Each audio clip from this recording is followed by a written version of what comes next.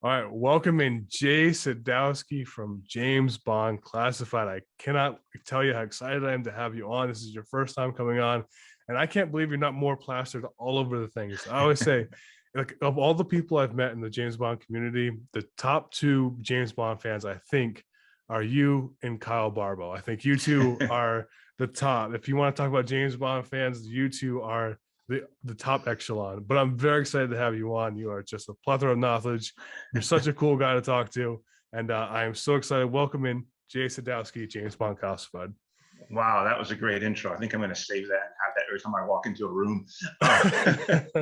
No, I'm actually really excited to do these. I watched the last one you did with Luke. I watched the one you did with David, and I subscribe to your podcast. So I'm a big fan. So I'm actually really thrilled to be here. When you asked me at Gatherall to do this, I was like, yes, please.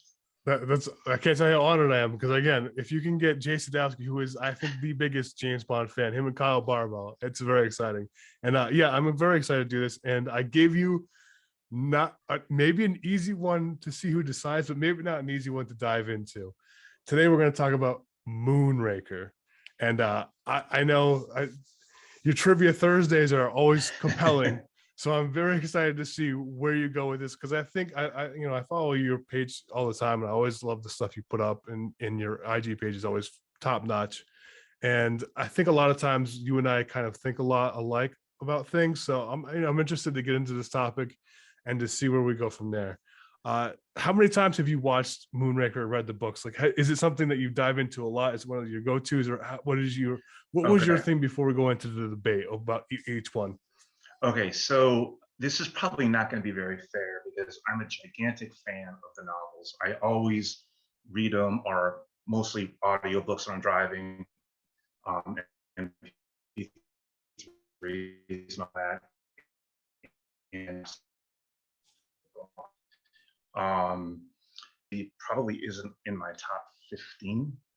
So I think it's going to be really novel heavy, but I really love Moonraker the novel. I think because a lot of it, especially the beginning, is my favorite part when he's in the office, because I work in an office, so it's like kind of relatable. Then the bridge game, I don't want to get ahead of ourselves, but it's just like, I just love that. It's like it's great, and the movie is fun, nostalgia, but we'll see where we go. Yeah, absolutely.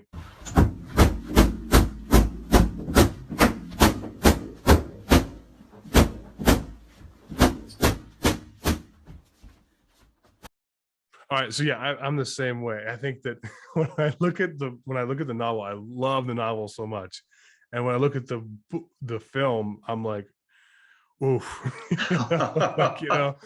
I had one of my good friends who was I worked with back in the department, and the first movie he ever watched recently, he was going back and they had it on Amazon Prime. He's like, oh, I'm going to watch these Bond movies. Like, which one did you see for the first time? He goes, Moonraker. I go, oh, buddy, you should have consulted me first before. That's your first intro to Bond. I could have definitely guided you as your Bond Sherpa way better than to steer you to Moonraker. But yes, but if I were to turn someone to the novel, I don't think this is going to be a big secret. It's going to be a huge disparity. But if I were to put somebody to a novel, I think Moonraker would be the top one. And I would say, hey, what encompasses what I think a James Bond novel should be?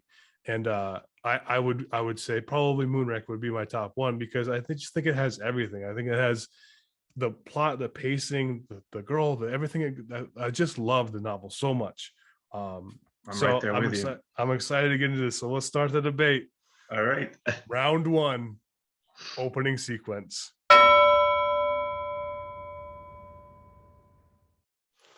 Opening sequence starts. Go ahead, dive into the plane sequence before we get into the novel one. Start with the film. What do you think about that opening sequence, Roger Moore? Okay, so we are talking the Astrojet, right? I watched the movie when we first talked about this a while ago. So yeah, so we got. Oh yeah, General Toro. Yeah, okay. He's on the plane, and then that one. Sorry, I'm in the wrong pre-title. Gotcha.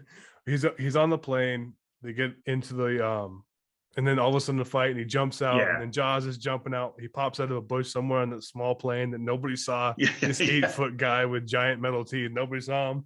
But anyway, so he comes out, and then the sun itself is cool, and then he's got the arm flaps. Yeah. Go ahead. Okay. I mean, I like the cutaway when he's on his last leg of the trip. You know, that's pretty funny. The stunt amount of the plane is incredible. Yeah. And I remember how many jumps they had to do it. But the more I knew about that, how many times they had to do it, you kind of watch it and like, okay, they did this. Now we're too low. Now we pull the chute. Do it again. Do it again. Do it again. I mean, and now the films are so clear with Blu-ray and all that, you can clearly see the stunt guys. But I mean, kind of who cares? I mean, that being said, if I'm going to compare it with the beginning of the novel, that's my favorite part of my favorite novel. So it's he also loses me on the flapping.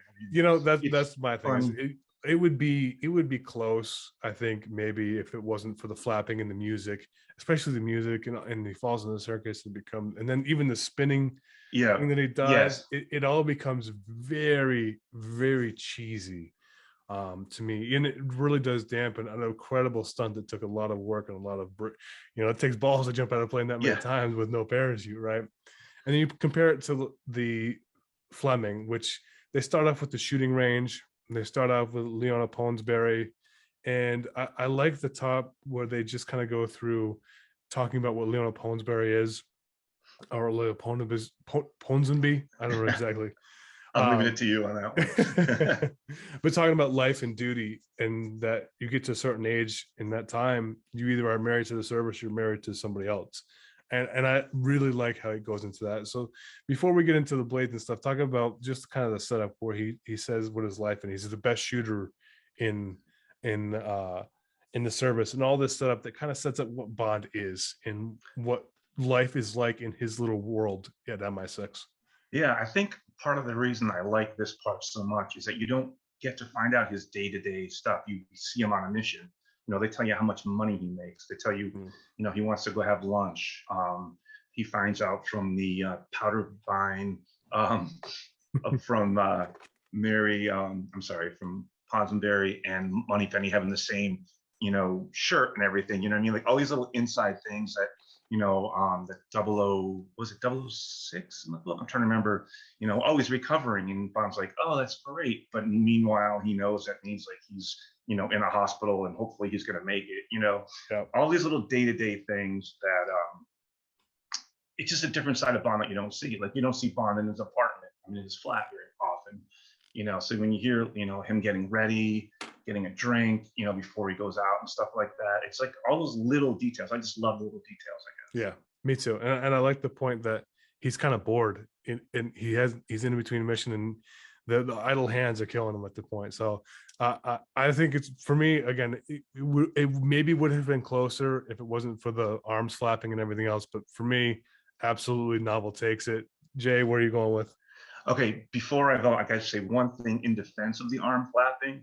Okay. I remember I saw this movie with my dad. He took me to second movie we saw together, and watching it for the first time, it was hysterical. Everyone enjoyed it. Everyone in the theater just enjoyed it and loved it. So for like the first time seeing it at that time, in the 70s, it was perfect. It was what Bond was at the time, and it was great. But that being said, novel. Somebody, I had suggested to somebody about this Moonraker Fleming versus film, and they said, what are you going to start with? Just saying Fleming, please, done. I feel like maybe this might end to look like that, but yeah, absolutely. In defense, it is. There's some things that you want to try to defend the film for, but it's going to be novel. Yeah. Round 2, the plot is explained.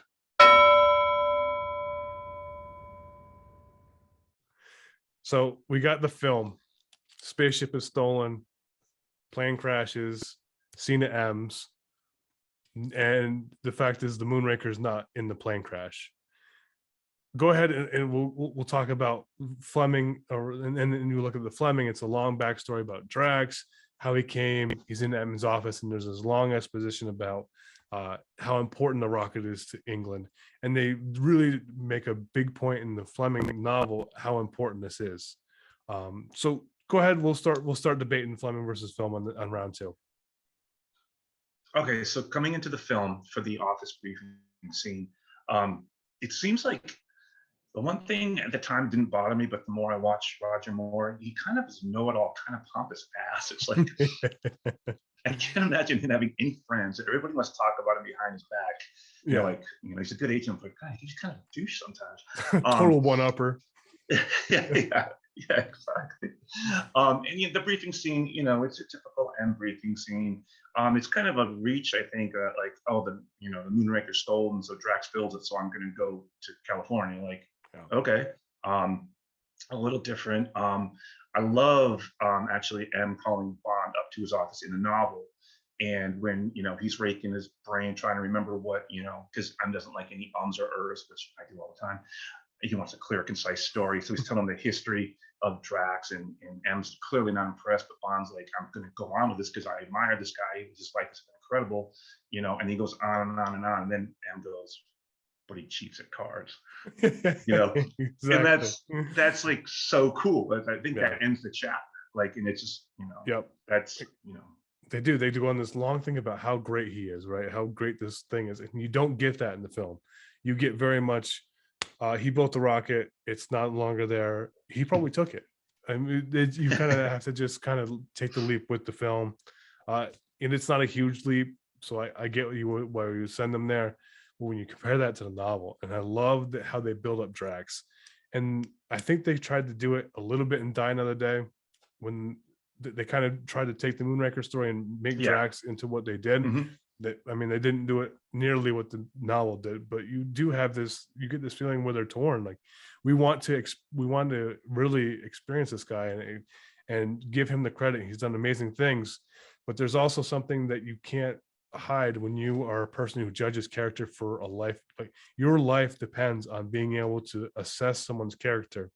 And this one flaw, which is they make a big point about how important it is not to cheat at blades, but he cheats at cards. Yeah. And it's something that they can't look away from. And I absolutely love that. Fleming does it so many times in his novels. There's just something about this person I can't shake, and I'm not going to shake it. And for some reason, I got to keep investigating. Fleming does it beautifully for me, hands down. Again, Fleming. How about you, Jay? Fleming. I, I have a feeling I could just put this on loop another 8 more times. Is this really a debate if we agree all the time? No, but I think we can give the film its justice for what it is, and you can appreciate it. But it's just the novel. I'm the same. I just love this novel so much. But we're gonna get on to round 3, meeting Drax.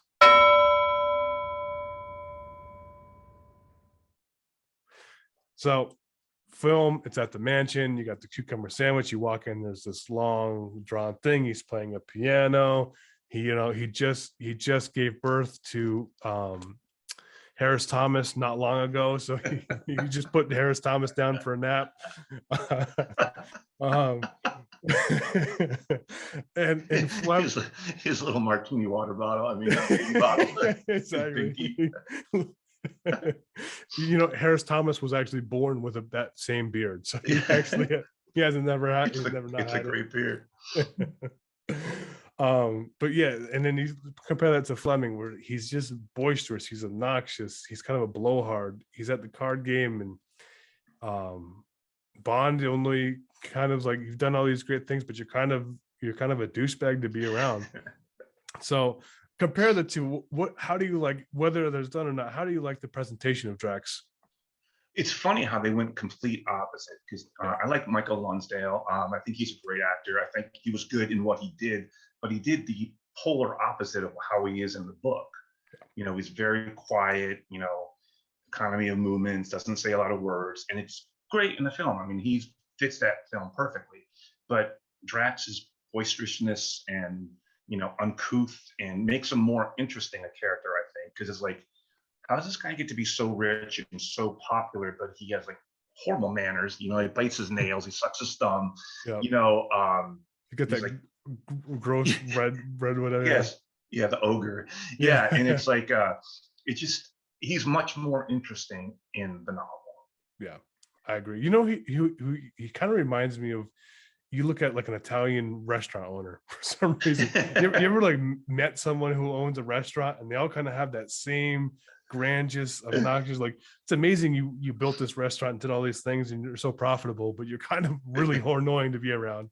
But I get how you become successful. Yeah, it's funny though, because reading the book, it's like I can picture him. I have a perfect vision of what he is supposed to look like. You know, the red hair, the beard, the mustache. You know, actually, I'm sorry, not beard. He has the sideburns and the mustache, and Yep. yeah, it's he paints such a great picture. He does. He does. I love it, and I love the juxtaposition that Bond is having great admiration for the things he's accomplished, but then meeting him in his presence and being like, you're kind of a foul guy. And Yeah, even the way that he cheats is very rudimentary. They yeah, talk about how that, you look, yeah, he may he's getting away with it and he's pulling all his money, but if anybody was actually a real card player, they would have seen this in no time. This is just yeah, because this is an exclusive club that has prestige, not because you're amazing card players. yeah. What does it say? It says, it's a shiner, got you, you bastard. You know, wouldn't have lasted, 1 hour in a real game or whatever the exact line was. But yeah, I just love that. Absolutely. What did you like? Did you like the blades too? I love that whole Oh, scene. Just the I, whole I scene. love that they took their time with the detail too. When he takes the Benzedrine, puts it in champagne, M's like, you're not gonna put pepper in that too. Like he just put in the vodka. It's like I love the little things because we see all the big things in the movies. We see all the exciting stunts or whatever, but like the little things like that, like what they had to eat. I'm really interested when Fleming describes food only because it's different from back then, but I'm like avocado with French sauce. I'm sorry, with French dressing. I think put on it. It's like that's interesting. It's different things, and it's really cool. Yeah. Yeah, I Yeah, absolutely love that scene. I love the scene that it's about you're in the presence of people who move and shake the world, and that they're all kind of got their own quirks, and they've become rich and they've become famous and they've become powerful, but yet they still have all their flaws. And when you get them a little drunk at Blades in a cards game, you start to actually see those flaws come out for. So for me, again, not really that close for me. It's going to be a Fleming for me. yeah. I love the card game. I love when Bond cheats and he pulls that hidden deck out, and he starts to have a little bit of self doubt. But then when it comes time to do it, his mind's clear. He's like, he knows exactly what he's doing. Yeah. Puts every card down. That's it. It's like, so Gotcha. You're falling right into it. Yep. I will tell us Baby Harris from the movie, but I will go with a novel. Yeah, and I just, for me, I really don't like that. I don't like the presentation of Drax in the movie. It just misses for me. The piano, I get what they're trying to do, but especially when you look at, when I do read the film, I read the novel, I think way better. I like this version a lot better than the cucumber sandwich. Yeah, and then speeding up. Oh, sorry. Go ahead. I was gonna say, and then the weird thing. I mean, I liked it with the dogs and making them wait for their food. But then, can they just eat it? Like, they have to speed the film up? That is odd. That's so odd. Why? Weird. It's like Martini eats fast, but he's not like that. Yeah, and it's so obvious. I guess it's supposed to really accentuate that they were dying for this and they had such discipline. Yeah, but it didn't. Especially now, when you look at the Blu-rays, it's so wonky looking. It doesn't hold up well. Yeah. So again, easy one, 3-0 already. Fleming. It's already going to be, looks like it's going to be a clean sweep, but we'll see. Round 4, the investigation.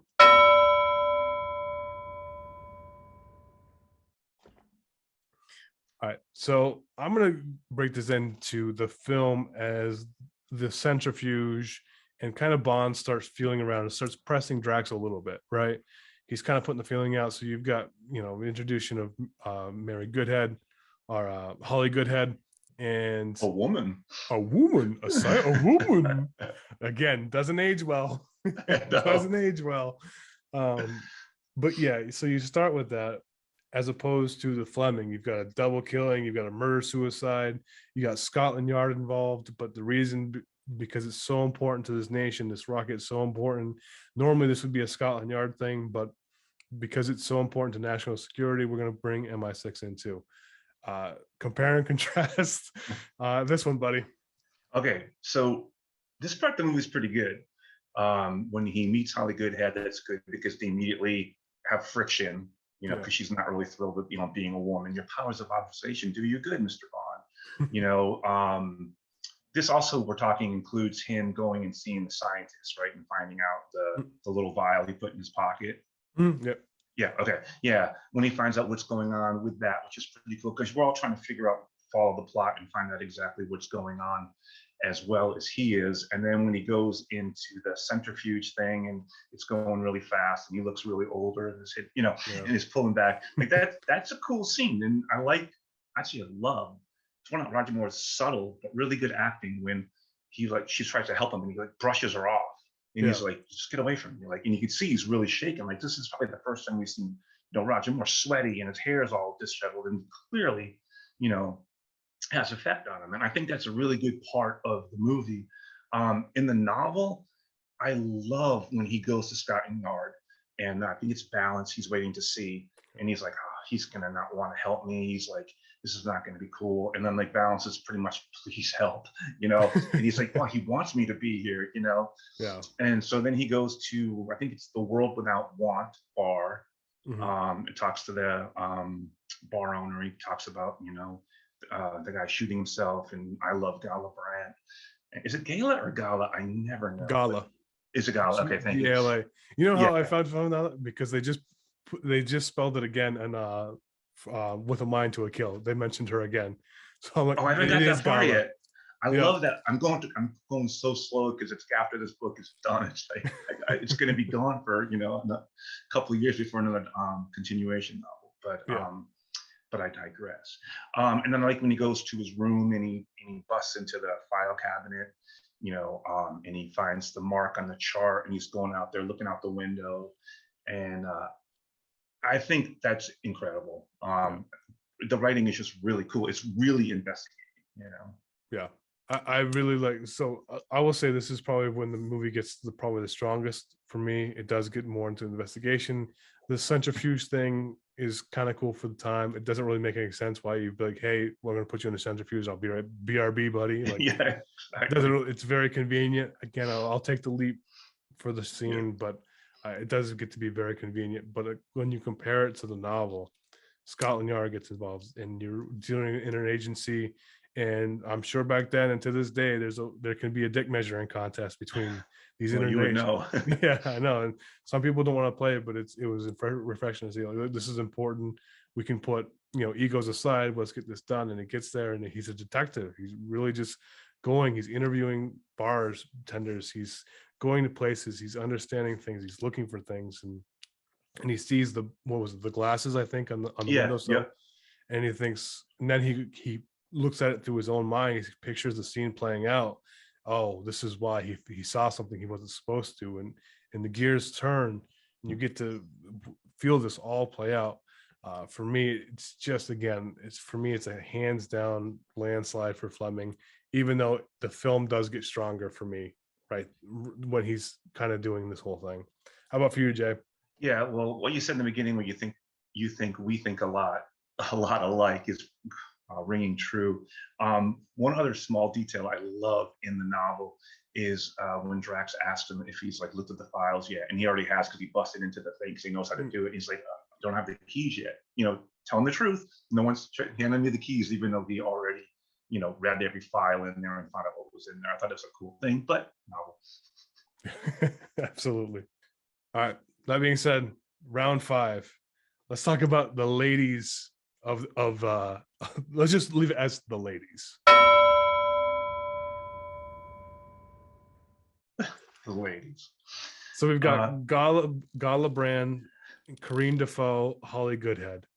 Film, just we'll just go into each character and their strengths and weaknesses and go from there. Go ahead, start it off. I think Gala Brand is a little bland. I mean, she's fine, but she could be anybody. She fits the story perfectly, but she's not very fleshed out. I'm not going to get to the end of the part, because I probably can talk about that at the very end, what happens with her in Bond. But it's kind of refreshingly different. And this is the one I think I'm going to go with the movie, because Karine Dufour is stunning. and I really like her in the movie. And what happens to her is horrific with those Yeah. dogs.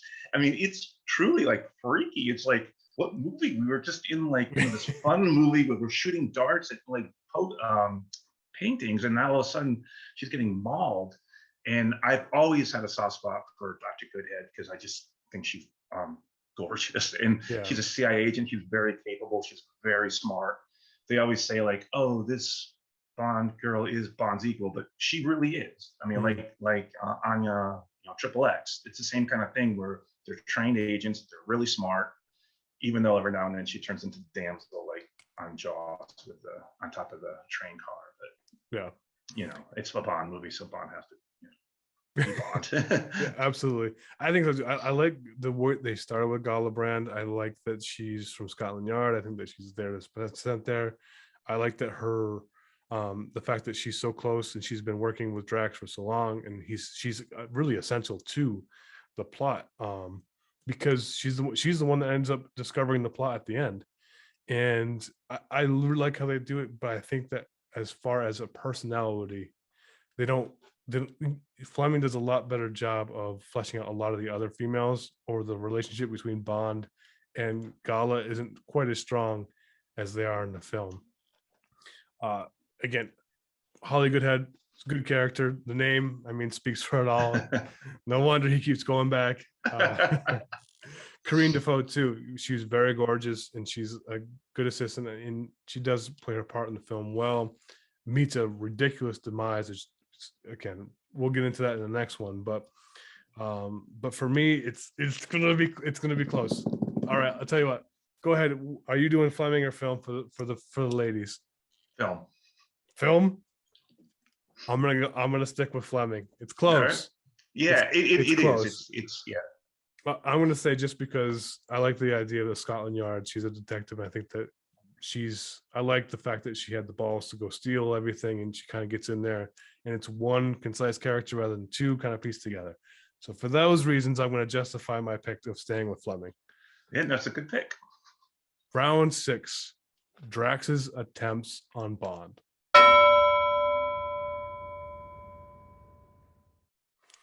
All right, so the film, he tries quite a few times to kill her. You got the centrifuge where the henchman goes and tries to do it.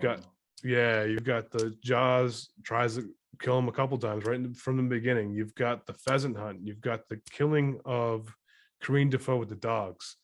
And in the film, in Fleming, it's the avalanche during the swim. Compare and contrast all the times that Drax tries to kill Bond and is unsuccessful. One of the things in the Roger Moore era that always kind of just were weird were all the random attempts on his life that come out of like nowhere. And it's always kind of bothered me in a way. The chain thing, that was cool. He was right there. He goes to research the flower, I think is what he's looking for. Then out of nowhere, all these boats come out after him. Yeah. And that scene is kind of silly again, because then Jaws goes over the waterfall and he's like, just and he comes out. Coyote, yeah. Yeah, exactly. That's perfect. And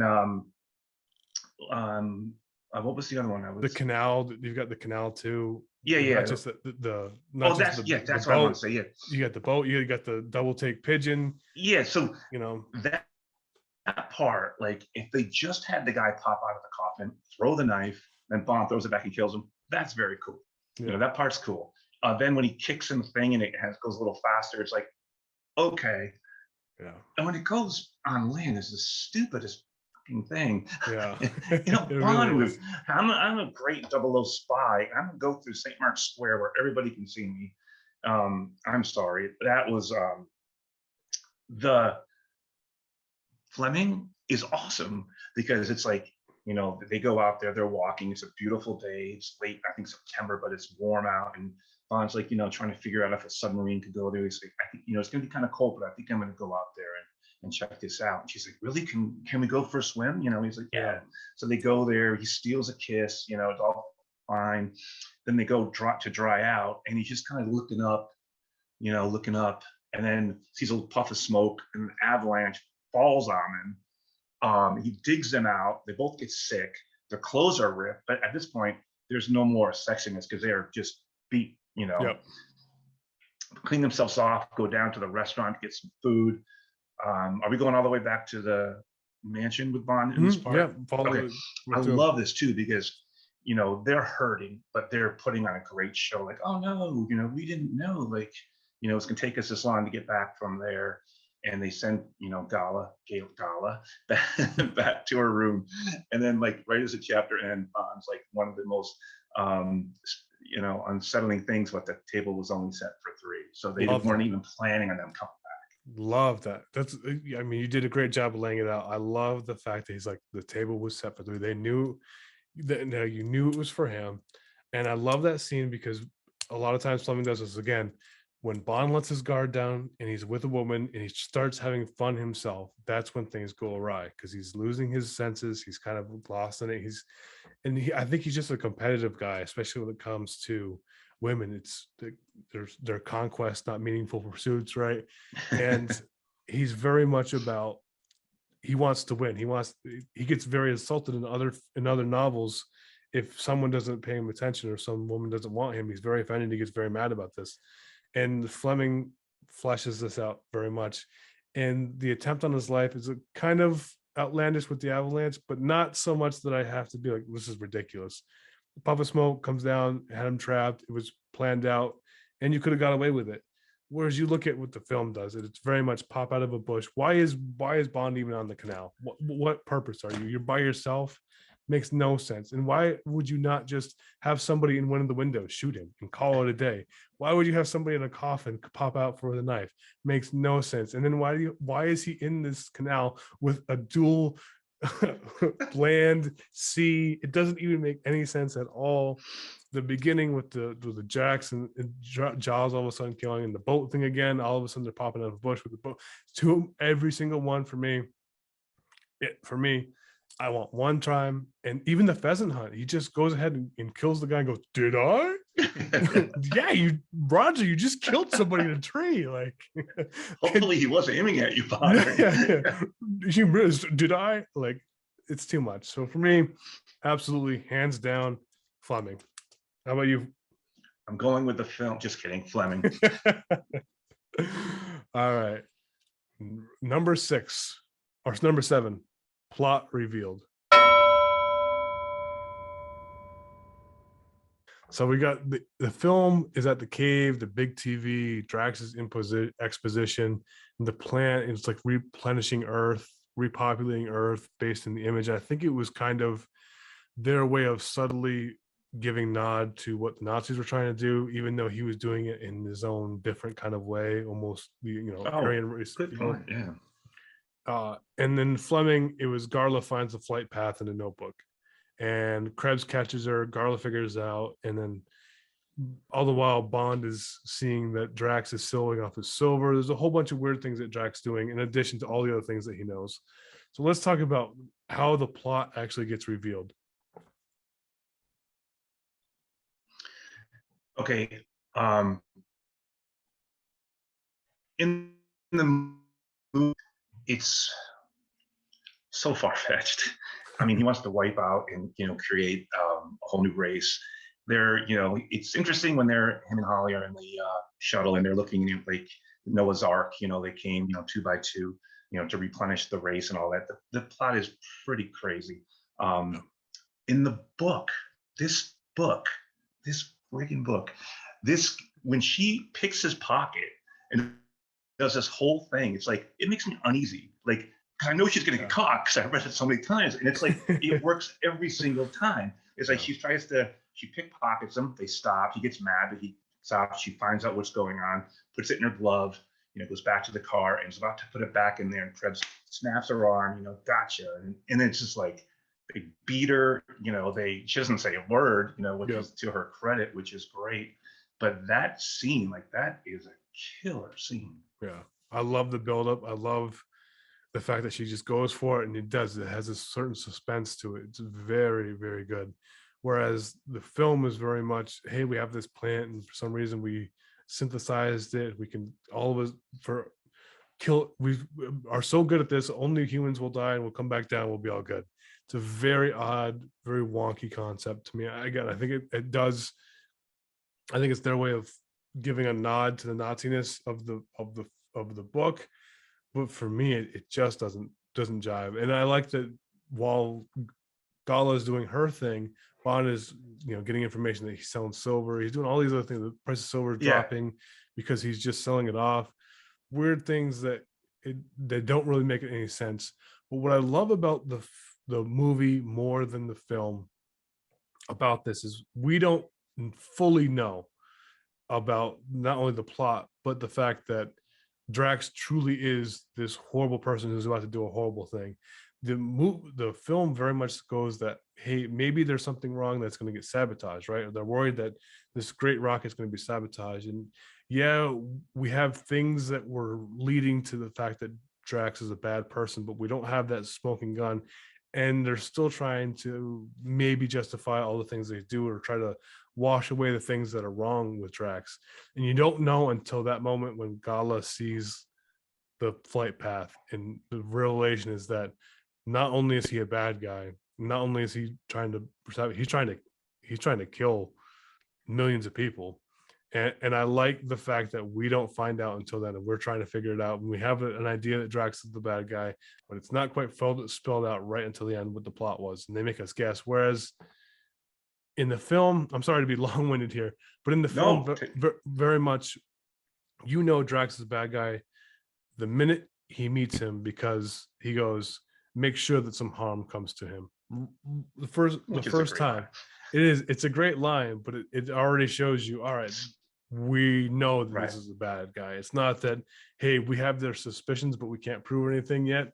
We already know this guy is a bad guy. There's no mystery. There's no buildup. We're just going to make it very easy on the audience to know that he's a bad guy. We're in Fleming, you got to wait until the end. Right. Are we including the car chase in this part? Yeah, we can do that. So what I think is really cool too in that is that, Bond's starting to, put things together a little bit more, and like, he's asking Valance, calls him at the restaurant because Gala doesn't show up. And he's like, she's like, no, she's not with friends. We don't know where she is. She should have got here at 4:30. He's like, well, does, Drax have any places in the area? So he's already suspecting him. Yeah. He calls Blades, tails him from Blades to his apartment on something street. And then he sees him carrying Gala out to the car, and he's like, okay. And then he can see as he's following them that, Krebs is in the front, and he's like, there's no way you're going to carry a sick woman like a sack of potatoes and drive at speed away. So we got to pretty much, now it's on. He puts his goggles on, puts the windshield down, and he's ready to shoot the tires out. And he goes for it. And that's where he knows. He's like, why did I ever doubt myself? Like from the first meeting, the next morning in the office after the card game, convinced himself he was a horrible person and kind of talked himself out of it. And then now he realizes like it's on at this point, which is pretty cool. Yeah, I love that part. I just, for me, and even the car chase, is there a car chase in Moonraker at all?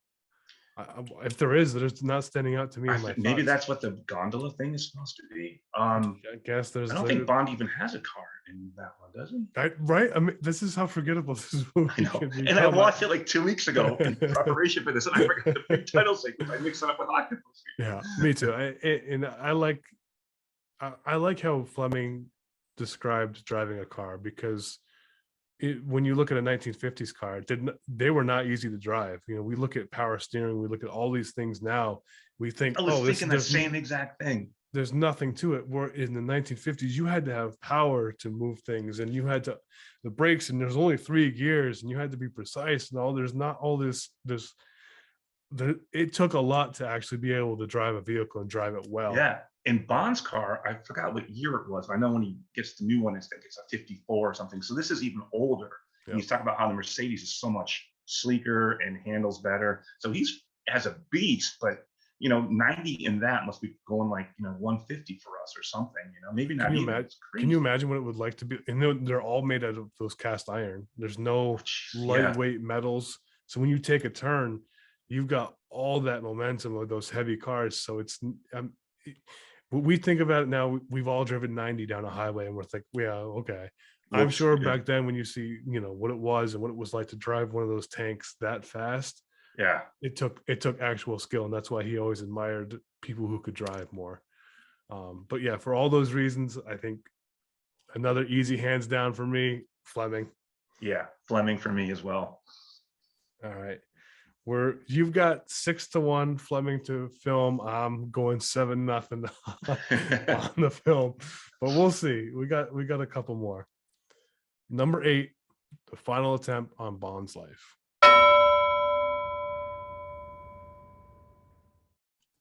So in the film, in the Moonraker, under the Moonraker, again, they kind of up. They're ready to kind of the same thing, trying to burn them up under the thing. And in Fleming, he's underneath, but he uses the lighter. He gets the guy mad, and it's so funny. I don't know if you guys have. I probably don't have too many Stranger Things movie buffs, but Stranger Things did this exact same thing. Oh, no way. Yeah, and do you ever watch Stranger Things? No. It's a pretty good show on Netflix, but the way that one of the persons gets out of a predicament that he's in is to do the exact same thing that Bond did. Get the guard pissed at you, and then get the lighter. So it's interesting that even Fleming to this day is still influencing mainstream things that come out in 2022. Yeah. That scene where he purposely gets him mad, Drax gives him his big history, and tells him like all about the werewolves and what he did, which is a great story, by the way, how he was wearing the wrong uniform and got caught in his own bomb, which is great. And then That's like, so yeah. And then Bond's like trapped. They're trying to figure out what to do. Sees that the Parfane, not the lighter, what's it called? There's a lighter there, and then the thing he lights for the torture. Yeah. I forgot what it was called. Sorry. But he, knows that's there, so he wants to piss him off. So after Drax gives him full story, he's like, "What do you think? What do you think?" And Bond just looks at him and says, "Well, it's a perfect case history. Psychotic. Crazy. He gets him so mad. He calls him like a big red faced hairy org or something. Yeah. So he just beats the crap out of Bond. And then he walks out, and Bond's like, "It's okay. Had to get him mad. I got a plan. London's going to be safe." Yep. I love that. And that's very cool. Yep. And like, I love that too. And like I say, it's so good that even shows in 2022 are literally, when I say it is exactly what it is. So I'm checking it out. Yeah, it's very cool. But yeah, for me, and I think that it is kind of cool the way they do it in the movie, but they don't give it the justice or the suspense. They don't let that moment build up. It's in the novel. It's such a buildup. It's so much intensity, and you've got somebody that there's a countdown, there's a rocket, there's all those things, and they just kind of go, "All right, we're out and we're moving on," and they don't capture the suspense that could have been of that scene. So for me, no surprise, Fleming for me. Yeah, Bond and Holly, knocking out pilots and going up in the space, and that's no space. That's okay. I think I saw that in Star Wars. That's no space station. As opposed to, Bond running along the gantry, has the gyro settings, changes the gyros, runs back. They hide where they already, were shooting the steam to burn them in there, and it's incomparable. It's gotta be novel. Yeah. There is absolutely no. It's a great point. They hide from the steam. You get the buildup of the steam coming in. You hear he talks about how the voices underneath. They know they're about to deal with pain. Yeah, we've made it up here. Look, it's gonna hurt. We're gonna have to deal with stuff, and they don't even know how they're gonna deal with it. And then they hear the yeah, and they know pain is coming. Yeah, it's not even close. It's not even comparable. Definitely Fleming. Brings us to point number 9, round number 9. The Moonraker launch.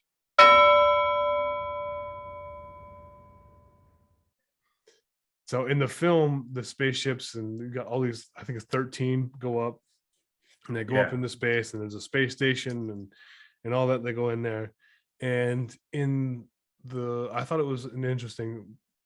Fleming has Bond listening to the radio as the Moonraker launches, right?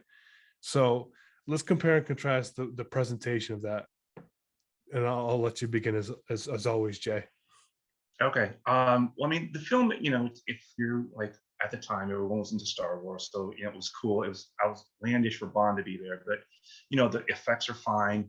They're going, into the space station, not knowing what's going on. They're waiting for the automatic lock to take them in, and they go there, and that's fine. But the novel, I mean, we're gonna keep saying it's so much better because it is. I mean, I mean, he, grabs the lighter thing, starts it up, burns the binds off her. They both, takes a shower, gets some whiskey, pours her some whiskey, and his plan is to go under there and light, you know, a cigarette and blow the whole thing up. And that's when, she says the whole thing about the gyros. So where they cram soap in their ears, right? Go in the shower because that'll protect them. Um, but I like that part much better than Yeah. the space. Yeah, I agree. When all of a sudden he jumps in and he's piloting it, and it Yeah, just you've now gotten, jumping the shark territory. yeah. I And mean, in this whole, I'm sorry, I didn't mean to cut you off, but like the whole Luke, your targeting computer shut off. When he goes manual to shoot the thing, it's the same thing from Star Wars. It's like, yeah. I was waiting for Han Solo to come and shoot somebody from behind him to save me. Yeah, absolutely. So for me, and I'm sure for your sentiments, the actual and I actually I don't know if we discussed the launch enough with the novel, just because it really is an interesting idea to have you listen. You're letting the events take fold. There's no TV, there's no live stream, there's nothing. You're literally reading as Bond thinks about listening to the broadcast, all in the same thing. So for me, I love that, and I love the way that he does it. Not just Bond's not looking at it himself from the thing. He's listening to the radio of somebody else's perspective who doesn't even know what's going on as a third party, and is seeing this all go awry for the first time and thinking, my God, what's going on? Like all this. For me, interesting, amazing, absolutely love this. So yeah, hands down, Fleming. Final one. Let's see. I've got 9-0. You've got 8-1. Let's see if the film can end strong versus Fleming. So round 10, the ending.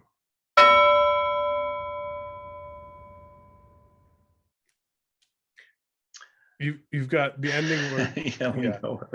yeah, the ending again. You just kind of touched on a little bit there with manual. I didn't really watch Star Wars too much, so but yeah, I Okay. can definitely I kind of vaguely remember the call where Luke has to shoot like he is back on whatever Tatooine or whatever.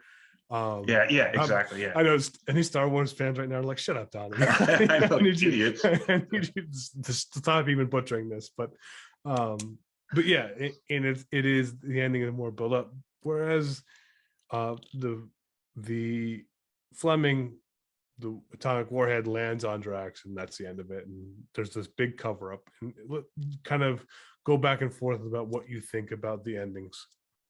Okay, so in the movie, it's exciting. You're watching the movie. And, he has to shoot that last, drone satellite thing, whatever that you want to call it. And they attempt re-entry into, Earth. I know I'm getting there. you know, and I mean, it's cool when he does his little dart thing and kills Drax before that. Jaws helps him, which whatever. Oh, It's a Roger Moore 70s movie. Roger Moore, we owe everything to, because we wouldn't have Daniel Craig now, well, whoever's going to be next. But if Roger Moore didn't carry Bond through those years, so I have a lot of nostalgia for that. But it's hard to compare something that's so realistic and good to something that's so far fetched. The whole Bond in the bed at the end is fine, like all the movies, like when he's with Kissy after the volcano, but just when it gets a voyeurism when they're watching them, you know what I mean? And like I think yeah, he's attempted re-entry. It's hilarious, yeah. but then you got Of all the innuendo ending, I will say yeah, that is probably the funniest. Only yes, without a doubt. I thought Christmas only comes once, and Oh, he's it's a attempting pro. right. Those are the two for Right. me. Those are the two winners for me. But I'll let you keep going. Yeah. So, and you compare that with a novel where, like I said, they're in the shower, they have the soap crammed in there, doing everything they can to survive. rocket takes off. Like you said, they're listening. Oh, before the rocket takes off, and Drax does his speech, and he's saying, "Everybody, Yeah. your lives are gonna be changed after this." Yeah. I think some drastically. We're gonna drive a stake to the heart, or whatever he says. But it's like not knowing, and the guy's kind of uneasy, like, "That's some interesting remarks." And now, Sir Hugo's taking off, in a Russian sub. Like, what's going on? And they, like you said, they listen to the radio, which is very cool watching it play out. And it hits Drax perfectly, but I guess that size bomb, you could be anywhere. Like, they killed the announcer guy that was doing it on the ship, because they said how the ship got clearly knocked out of the water. The only part about that that's kind of dumb is, oh no, it's one of those clean atomic bombs. Their radiation is just going to go towards Russia. We'll be fine. Yeah, they definitely brush off any kind of environmental impact that the nuclear bomb. We'll be good. We won't fish there for a couple years. It'll be fine. And one thing I love, I mean, it's a love fest for the novel anyway, but M gives him his guns when he gets back to the office, because he lost them in the car crash. He gives him time off because you did great, Bond. He goes to see Gala, and he's expecting to take her to some French restaurant. He's getting his car delivered there, and then she comes over, and he sees it immediately, like something's not right. And she's like, "Oh, that's my fiance. We're getting married tomorrow," which conveniently works out, because if something else happened with her launch, I mean, she missed her wedding.